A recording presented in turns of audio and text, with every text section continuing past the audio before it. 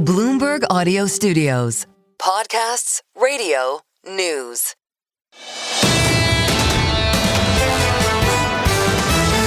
This is the Bloomberg Surveillance Podcast. Catch us live weekdays at 7 a.m. Eastern on Apple CarPlay or Android Auto with the Bloomberg Business app.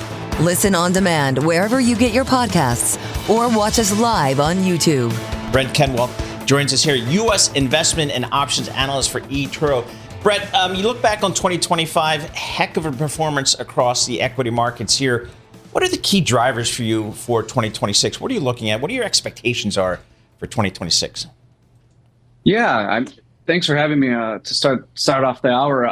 When we look at equity markets for 2026, at this point, it almost actually feels a little bit more of a concern that so many people are constructive on equities as we look to the next 12 months. But we are amongst those who are also constructive on equities. We expect U.S. markets to have another solid year, driven by really multiple catalysts.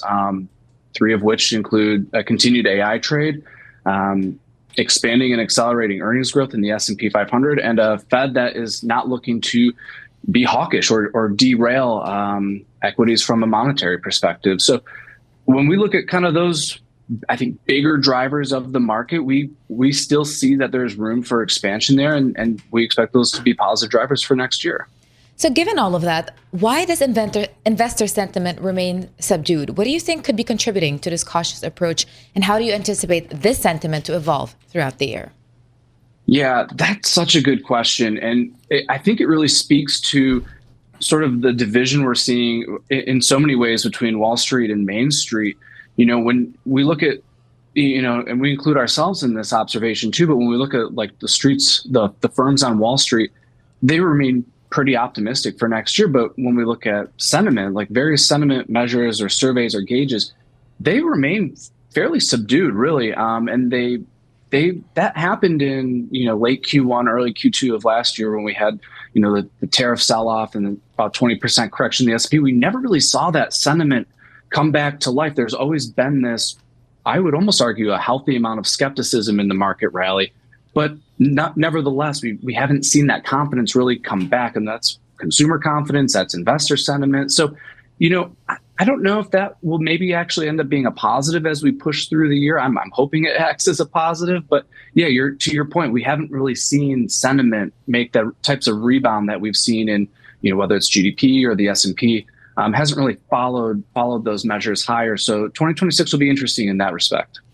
Bret, we have not really seen to any meaningful degree a broadening out in participation in this market. It has remained fairly concentrated in a handful of technology names, and a lot of folks will call that out as a potential headwind for this market or a concern. How do you guys think about that?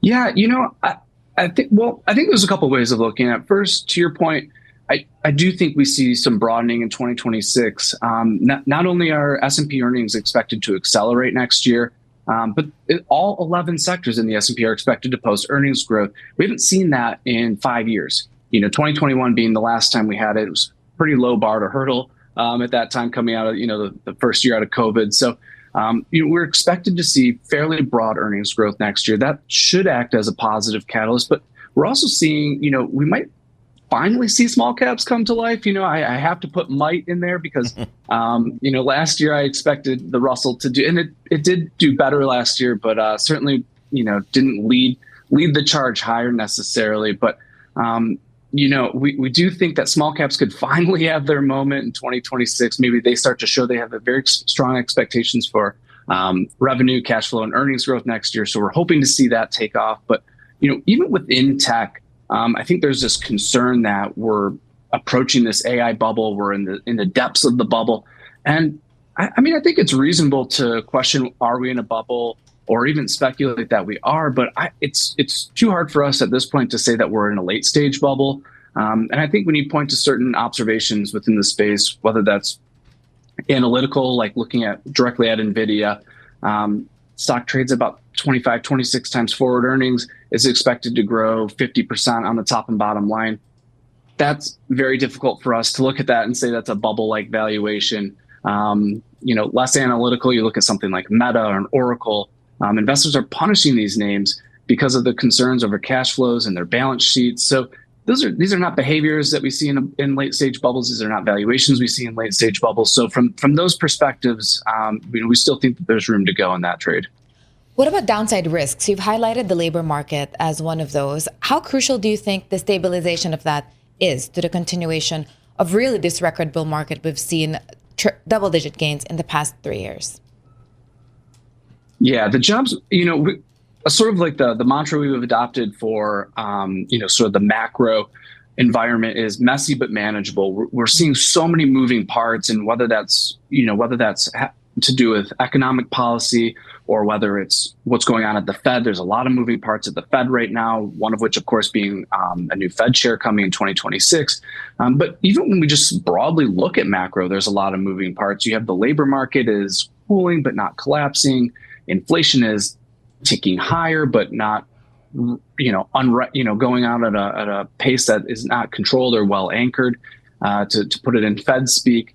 But then you have this consumer that's strained but resilient, and same with GDP. It continues to come in above expectations. So overall, when we look at the space, I think the foundation is constructive for equities to continue higher, for the economy to continue along in 2026. But to your point, the labor market is the biggest concern. The consumer in the U.S. is responsible for a little more than 2/3 of GDP. The consumer does not have very much spending ability if they lose their jobs. So if we see that, the cooling in the labor market kind of accelerate or really get to a concerning level, deteriorate to a concerning level in 2026, that's going to have a really negative impact on equity markets. Some investors, might be out there kind of rooting for continued cooling in the labor market to push the Fed along to be a bit more accommodative. But, we don't think that that's the right approach. A strong labor market is a very healthy thing, and we believe a very healthy thing for equities. Brett, thanks so much for joining us. Really appreciate it. Bret Kenwell joining us here, U.S. Investment and Options Analyst for eToro. Stay with us. More from Bloomberg Surveillance coming up after this.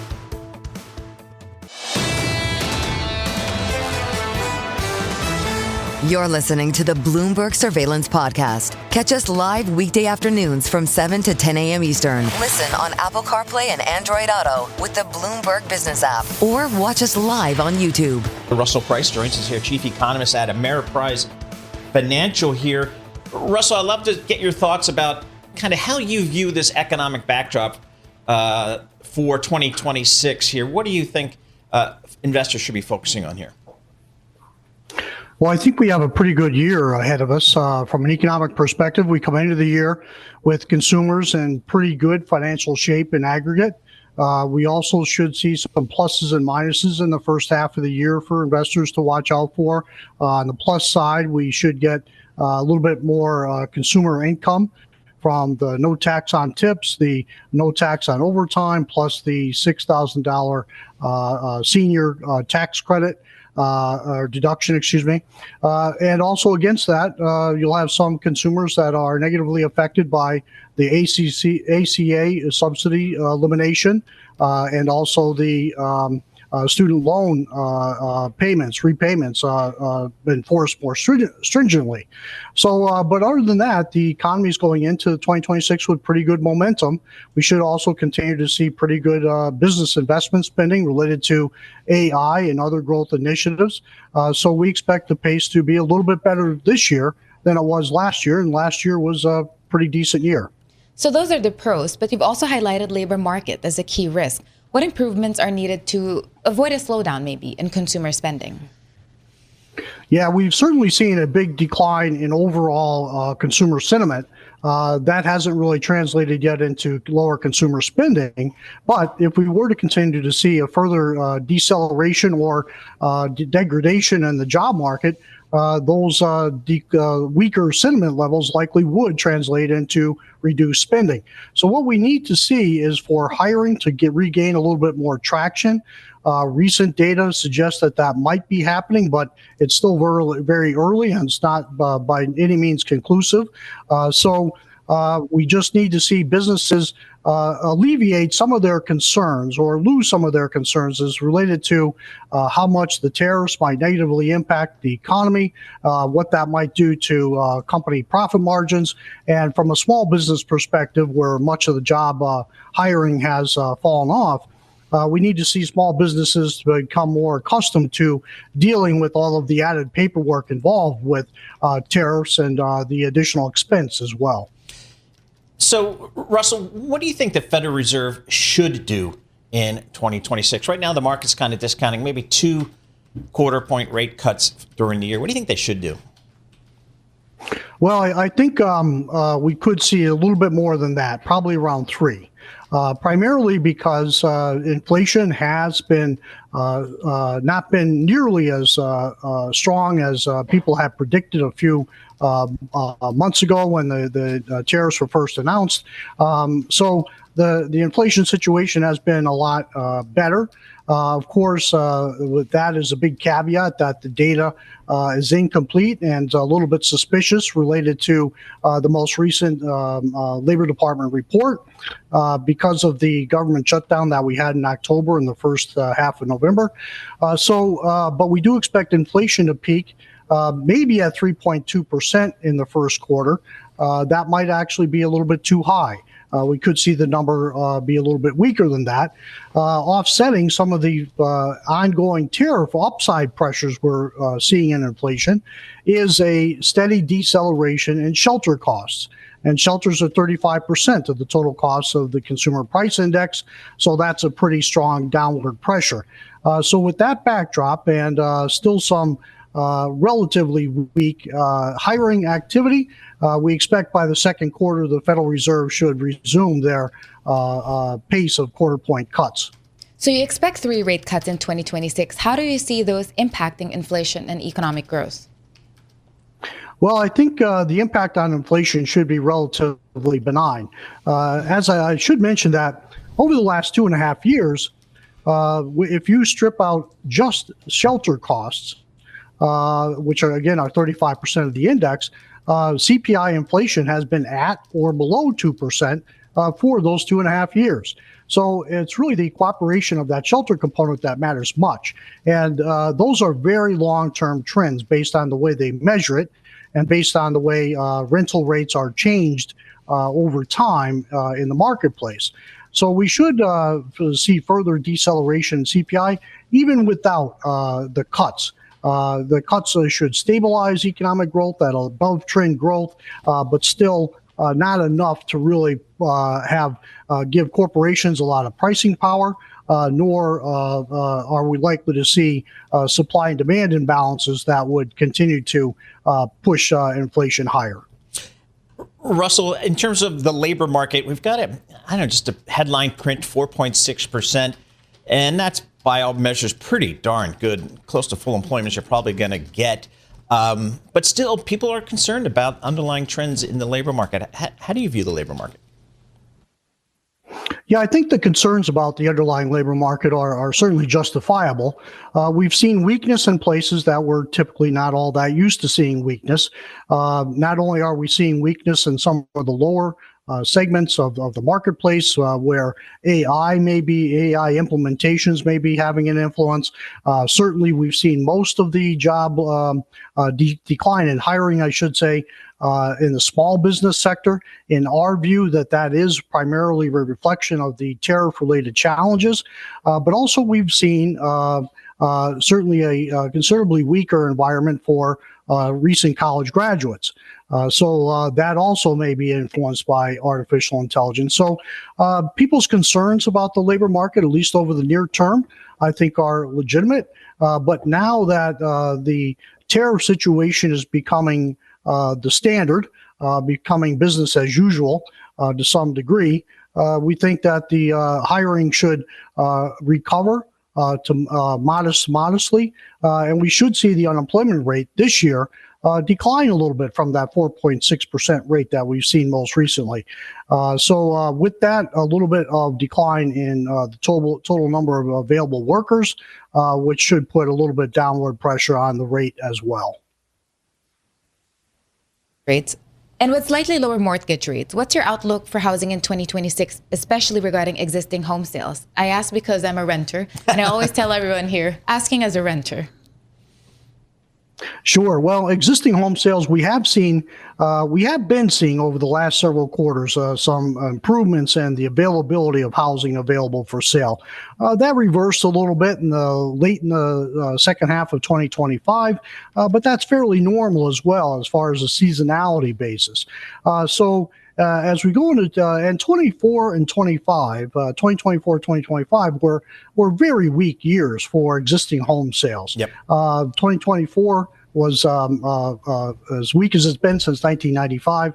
We expect to see a little bit better performance, maybe about 5 to 8% improvement in transactions.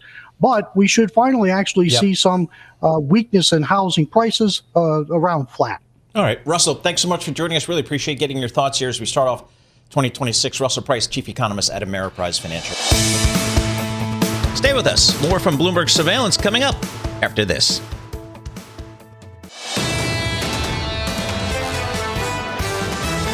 You're listening to the Bloomberg Surveillance Podcast. Catch us live weekday afternoons from 7 to 10 a.m. Eastern. Listen on Apple CarPlay and Android Auto with the Bloomberg Business app. Or watch us live on YouTube. Adam Turnquist joins us here, Chief Technical Strategist for LPL Financial. Adam, thanks for joining us here. I'd love to get your thoughts from a technical perspective. Where do you see real opportunities here in the beginning of 2026? Hey, good morning and Happy New Year. Thanks for having me on. So as we look ahead to 2026, we're pretty constructive on the market. When you look at things technically right now, the S&P just kind of stuck in this consolidation range it's really been in since October. And no surprise, we're consolidating here after this big recovery rally off those Liberation Day lows. But when you have an uptrend in a bull market, the most likely scenario is you break out to the upside of that consolidation range. For the S&P 500, we're watching kind of the 6,900 area, so not far from current levels for a breakout. If we see that, the measured technical move would be around 72.70 in terms of a price target. So we think the bull market will continue. And I think most importantly, what we've seen over the last couple months is a shift from more defensive leadership with healthcare utilities outperforming in November to more cyclical leadership. That to us suggests more of a durable, sustainable bull market here. And you also emphasize diversification. What alternative assets or sectors are you bullish on, especially this year? Our favorite sector, and it has been for almost 2 years now, has been communication services. It was the best performing sector last year. And I think in the previous year, it's got a very good fundamental story when you look at earnings growth, double digits, margins, double digits, and I think even revenues are expected to grow double digits next year. So a solid backdrop. You get some hyperscalers in there with Meta and Alphabet, but then you also get some telecom names, some more defensive areas. So we think of it as more of a barbell type strategy, which could serve well in 2026. We do think volatility is going to come back here from really low levels in the VIX. I think it's going to be more of a policy-driven market, and when you have that type of backdrop, we expect volatility to remain at least a little bit higher than we are right now. Adam, I'm looking at the Relative Strength Index, the RSI on the S&P 500, and it's sitting right at 51. And typically at a reading of 30, the markets tend to be oversold. At a reading of 70, tends to be a little overbought. We're sitting right smack in the middle. What do I do with that? We call that the midline, and that's a good spot for the S&P. We've reset from some of these overbought conditions. When you flash back to earlier in the year and earlier in the fall, when the market was getting a little bit overbought, we've since corrected. There's been some consolidation here. Really, to get to the overbought levels as well in a bull market, you want to see that go through, again, 70, as you mentioned. And I think getting overbought in a bull market, we view that as a bullish sign. That's what you want to see. You don't want to see divergences with price making higher highs and then that RSI indicator making lower highs. That suggests maybe some buyer enthusiasm fading a little bit. We haven't quite seen that yet, but look for that to expand it to overbought levels if we do get a breakout. You're also constructive on commodities, especially precious metals. How do you see geopolitical tensions and maybe trade policy affecting your outlook for 2026? I think it's going to complicate the story for precious metals as it did in 2025. And it wasn't necessarily a bearish catalyst when you look at price action and some of the commodities that you were talking about earlier. Silver up 150+%, gold up significantly as well. But we do think it's going to lead to volatility. When you look at just what's happened in copper markets, for example, over the last several months, there's been a surge in copper moving to the U.S. from London. Same thing in silver, because the critical minerals list in the U.S. continues to grow. I think there's over 60 different metals on that list. So that brings the potential threat of tariffs. I know the administration is going to review some of those tariffs in June and July, so we'll maybe get an announcement there. But traders are wasting no time in investing and moving some of that metal back to the U.S. just in case we get any type of tariffs. So we do think the demand side as well for a commodity like silver or copper remains strong. Like the macro backdrop, it's an AI play as well, but also in the green energy transition, some of the infrastructure build outs, we think copper and silver are going to be important metals to watch in 2026, and we think the trend will continue higher for both. Adam, what is the technical trend, or what does the technical market look like for the U.S. dollar? We saw a sell-off earlier in the year on some of the concerns about the implementation of tariffs. It's since stabilized, but still, 8%, 9% lower than where it started the year. How do you view the dollar here? This is going to be a big one for this year. And this is a trend we've been watching carefully. As Paul, you mentioned, this may be a bottom developing. That's what we view this as. If you zoom back on the dollar index kind of to the '09 lows and you draw a trend line, we call it a secular uptrend that's been in place. The dollar has not broke that uptrend. So the level that we're watching technically is 96 on the US dollar index. If we start breaking below that on a sustainable way, that would suggest the resumption of this downtrend that's been in place for the dollar since early last year will resume. That, to us, would suggest start to kick the tires international, especially emerging markets. But for now, we're giving that secular uptrend the benefit of the doubt. Maybe we'll see a bounce here. We need to clear kind of 100, just over 100 to get through some resistance and actually have a breakout from the bottom. But it's certainly an important chart to watch as we move into the new year. Technically speaking, Bitcoin has traded in a narrow range between 85,000 to 90,000 in recent weeks. What is the price action you are seeing? It looks like there's a buildup in some latent volatility, but who knows, because such squeezes have historically preceded sharp directional moves. It's been a tough one for Bitcoin bulls. It started to break its uptrend back below the 200-day moving average. It's kind of consolidating. Another one that maybe is a short-term bottom here. I think there is risk you get back down to the April lows. When you look at just the overall trend, the story, at least on the chart, has been broken. You're seeing that momentum start to roll over a little bit. Maybe you get some relief rallies off these oversold levels, but certainly I think there's still downside risk for the Bitcoin market. Adam, how about the precious metals? Boy, we saw gold and then really silver, more than double last year. Some really big moves in precious metals here. Now what do we do? I think you buy the dip to keep it simple, right? We're certainly getting some dips over the last few days, very volatile, especially in silver markets with the CME group raising margins. There were some restrictions on pure play silver funds in China. And I think, look, the market was just simply overbought. So we had some profit taking pressure. That's normal. Even when you see these big moves, when you have 160, 150% move as silver did, you should expect pullbacks, and maybe they're double digits. That comes with the territory of these parabolic trends. When they end, you tend to get a pretty big retracement. Maybe we'll see that in the first part of 2026 with silver. But I do think it is more of a buy the dip market.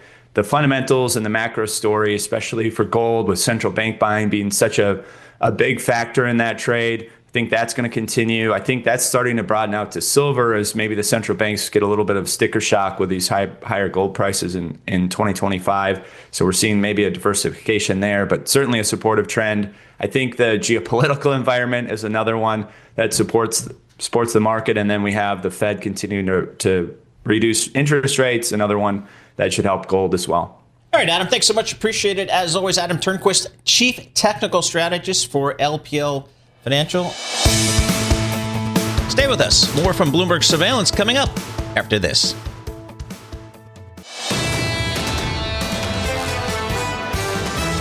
You're listening to the Bloomberg Surveillance Podcast. Catch us live weekday afternoons from 7 to 10 a.m. Eastern. Listen on Apple CarPlay and Android Auto with the Bloomberg Business app. Or watch us live on YouTube.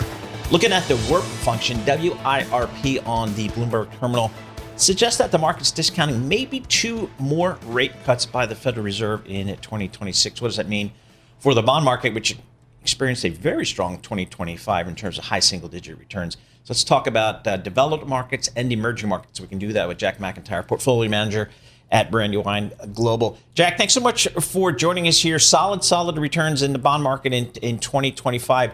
How do you frame out your outlook for 2026? So, my starting point is that I actually think it's going to be sort of this year of, hey, earning the coupon. Don't have huge expectations. Last year was unique in the sense that the economy did well from a growth standpoint, yet the labor market showed signs of weakness. And this is a little bit of a quandary. And, it's going to, I don't think that's going to be the case for this year. We're going to see either, hey, the labor market do better because we've got to see more hiring pick up, or the economy is going to slow. So given that sort of backdrop, my mindset is a little bit earn the coupon. And having said that, I don't want to have one view for the entire year, because I actually think coming into the year, maybe the first half, first third, we could see an upward bias in yield. So obviously from a return standpoint, that's going to eat into that coupon return. But once we move, the second half of the year, I actually think you're going to get a little bit of price appreciation along with that coupon in treasuries. But range bound is kind of my mindset coming into this year. So you like emerging markets, particularly Latin America. What specific factors there make bonds stand out in 2026?